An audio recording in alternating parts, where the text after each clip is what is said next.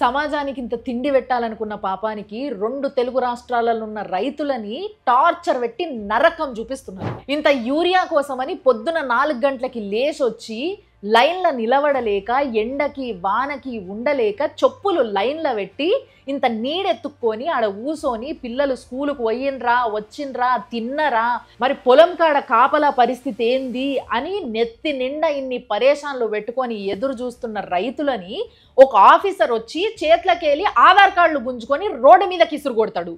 ఇంకో పోలీసోడు వచ్చి చెంప మీదకెళ్ళి కొడతాడు అన్నదాతని. పంట వండిద్దామని డిసైడ్ అయినాక రైతులకి ఒక్క యూరియా విషయంలోనే కాదు, నకిలీ విత్తనాలు, నకిలీ పురుగు మందులు, యూరియా టైంకి రాదు, నీళ్లకు కష్టం, కరెంటుకి కష్టం.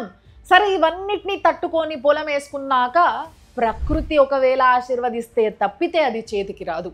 ఒక్కవేళ విజృంభించిందే అనుకో, అంతకన్నా దారుణం నష్టం ఇంకోటి ఉండదు.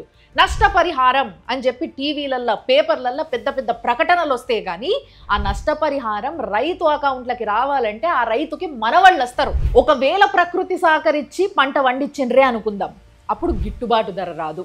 ప్రతిసారి వీళ్ళకి జరిగేది అన్యాయమే. కానీ ఒక్కసారి ఆలోచించండి, ఒక్క 3 నెలలు నేను ఇంకా పంట వండియదలుచుకోలేదు, నా వల్ల కాదు అని రైతు అనుకుంటే ఒక్కొక్కడికి ఎక్కడెక్కడ కాలాలో అక్కడక్కడ కాలుతుంది. కడుపుకి ఇంత తిండి పెడతా అనుకున్నందుకు ఇంత కష్టం చూడుండ్రి మన దగ్గర.